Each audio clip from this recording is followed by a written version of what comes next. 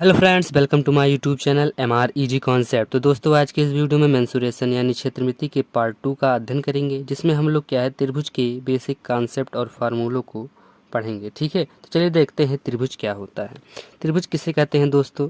त्रिभुज किसे कहते हैं, चलिए देखते हैं। तीन भुजाओं से बंद आकृति को तीन भुजाओं से बंद आकृति को हम लोग क्या कहते हैं? त्रिभुज कहते हैं। ठीक है, त्रिभुज के हम लोग चार प्रकारों को पढ़ेंगे। ठीक है, पहले में आता है विषम बाहु त्रिभुज।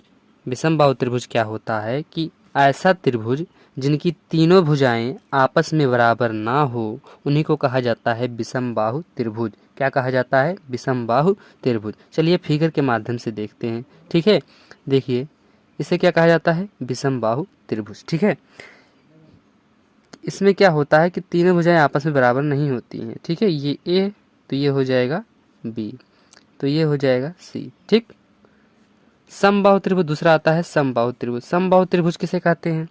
ऐसा त्रिभुज जिनके तीनों भुजाएं क्या होते हैं? आपस में बराबर होते हैं। जैसे फिगर के माध्यम से देख लीजिए, ये क्या है? समबाहु त्रिभुज है। इनकी तीनों भुजाएं आपस में क्या होते हैं? बराबर। अगर जो ये है तो ये भी ए हो जाएगा, ये भी ए हो जाएगा। ठीक है, चलिए तीसरा देखते हैं। तीसरा आता है सम द्विबाहु त्रिभुज। ठीक है, सम द्विबाहु त्रिभुज। समद्विबाहु त्रिभुज क्या होता है, इसको देखते हैं। समद्विबाहु त्रिभुज में होता है कि इसकी दो भुजाएं समान होती हैं तथा तीसरा भुजा जो होता है असमान होता है। समझने का प्रयास कीजिए फिगर के माध्यम से। ठीक है, फिगर के माध्यम से समझने का प्रयास कीजिए। देखिए ये क्या है? ये और ये आपस में क्या होते हैं? बराबर होते हैं। ये है तो ये भी ए हो जाएगा, लेकिन तीसरा भुजा असमान होगा। ठीक, समकोण त्रिभुज क्या होता है? समकोण त्रिभुज क्या होता है कि ये जो इसका कोण होता है ये 90 डिग्री का होता है। ठीक है, इसे बोला जाता है समकोण। समकोण यानी कि 90 डिग्री का कोण जो बनाता है त्रिभुज, उसी को बोला जाता है समकोण त्रिभुज। ठीक, तो चलिए बढ़ते हैं दोस्तों अपने विषमबाहु त्रिभुज के कुछ बेसिक कॉन्सेप्ट और फार्मूलों को। उसके बाद इन चारों का हम लोग बेसिक कॉन्सेप्ट और फार्मूलों को पढ़ेंगे। तो चलिए पहले विषमबाहु त्रिभुज की ओर चलते हैं। ठीक है,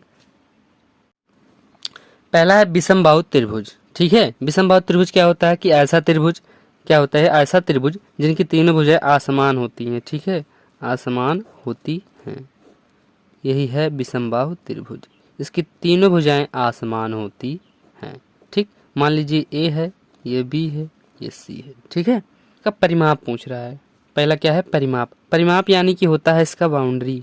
ठीक, इनकी बाउंड्रियों का योग। ठीक, तो ये हो जाएगा दोस्तों ए प्लस में बी प्लस में सी। ठीक, दूसरा है अर्ध परिमाप। ये पूरा परिमाप था, अब अर्ध परिमाप, इसका आधा यानी कि 1/2, तो ये हो जाएगा दोस्तों ए प्लस बी प्लस सी बटे में 2।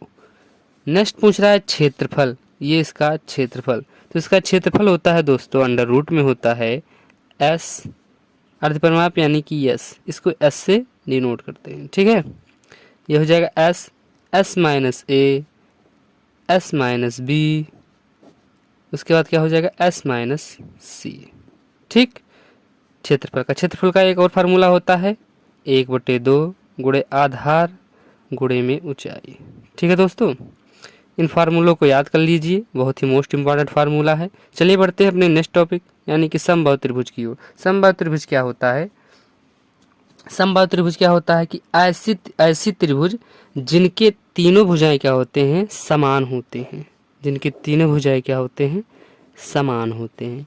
ठीक है, मान लीजिए अगर जो ए है तो ए भी ए हो जाएगा, ए भी ए हो जाएगा, क्योंकि इनकी तीनों भुजाएं क्या होते हैं? समान होते हैं। ठीक, तो इनका परिमाप क्या हो जाएगा?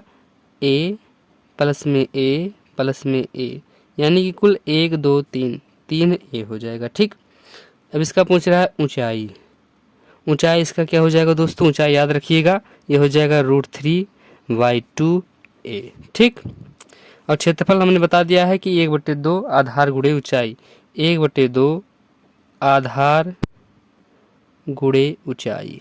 ठीक, 1/2 हो गया, आधार कितना हो जाएगा? a, उसके बाद ऊंचाई कितना है? गुणे में √3/2a। ठीक, अब ये 2 का 2 में गुणा करेंगे तो हो जाएगा 4। ठीक, और ए का उसमें गुणा करेंगे तो हो जाएगा स्क्वायर, यानी कि √3 बटे 4a² यहाँ पर हो जाएगा। ठीक, यही हो जाएगा क्षेत्रफल। ठीक, तो चलिए बढ़ते हैं नेक्स्ट टॉपिक की ओर, समद्विबाहु त्रिभुज की ओर। तीसरा दोस्तों समद्विबाहु त्रिभुज है, इसको देखते हैं। समद्विबाहु त्रिभुज क्या होता है, हमने बता दिया है पहले कि समद्विबाहु त्रिभुज क्या होता है। ठीक है, जिसकी दोनों भुजाएं क्या होते हैं, समान होते हैं तथा तीसरा भुजा असमान होता है। ठीक है, फिगर भी देख लीजिए एक बार और, क्या है, ये और ये दोनों भुजाएं क्या हो जाएंगे, समान हो जाएंगे। एक भुजा इसका क्या होता है, असमान होता है। ठीक, तो इसका पूछ रहा है परिमाप। परिमाप क्या हो जाएगा दोस्तों, ये हो जाएगा a प्लस में a प्लस में b, यानी कि हो जाएगा a/a प्लस में b। ठीक, ये हो जाएगा इसका परिमाप। फिर पूछ रहा है ऊंचाई। ऊंचाई इसका दोस्तों हो जाएगा अंडर रूट में हो जाएगा 4a² माइनस b² बटे में हो जाता है 2। ठीक है, इसको याद रखिएगा, बहुत ही मोस्ट इम्पॉर्टेंट है। ठीक, उसके बाद क्षेत्रफल इसका क्या हो जाता है दोस्तों, इसका क्षेत्रफल हो जाता है b/4। ठीक है, अंडर रूट में क्या हो जाएगा 4a² माइनस b²। ठीक है, इसको याद रखिएगा। समद्विबाहु त्रिभुज का ऊंचाई और क्षेत्रफल परिमाप बहुत ही मोस्ट इम्पॉर्टेंट है मेंसुरेशन के लिए। ठीक है, चलिए नेक्स्ट देखते हैं चौथा। चौथा आता है समकोण त्रिभुज। समकोण त्रिभुज हमने बता दिया है पहले कि इसका जो कोण होता है वो 90 डिग्री का होता है। चलिए देख लेते हैं फिगर को भी। ठीक, इसको क्या बोलते हैं, समकोण त्रिभुज। इसका ये कोण क्या होता है, 90 डिग्री का होता है। और इसके सामने वाले सीधे इस भुजा को हम लोग क्या बोलते हैं, कर्ण। इसको बोलते हैं कर्ण, और इसको बोलते हैं आधार, और इसको बोलते हैं लंब। ठीक है, तो इसका परिमाप क्या हो जाएगा दोस्तों, परिमाप यानी बाउंड्री। बाउंड्री के जोड़ को हम क्या कहते हैं, परिमाप कहते हैं।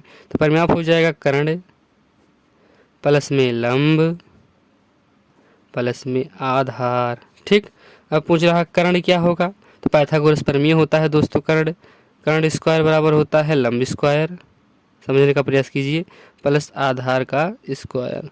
ठीक, तो कर्ण क्या हो जाएगा हमारा, कर्ण बराबर हो जाएगा लंब स्क्वायर, अंडर रूट में हो जाएगा, ये स्क्वायर में उधर जाएगा, अंडर रूट में हो जाएगा। ठीक है, लंब स्क्वायर प्लस आधार स्क्वायर। ठीक, ये हो जाएगा कर्ण। तो कर्ण बराबर हो जाएगा हमारा दोस्तों अंडर रूट में हो जाएगा लंब स्क्वायर प्लस में हो जाएगा आधार स्क्वायर। ठीक, और क्षेत्रफल इसका क्या हो जाएगा, 1/2 आधार गुणे ऊंचाई। ठीक है दोस्तों, इसको याद रखिएगा, बहुत ही नेसेसरी है, बहुत ही इंपॉर्टेंट है। धन्यवाद।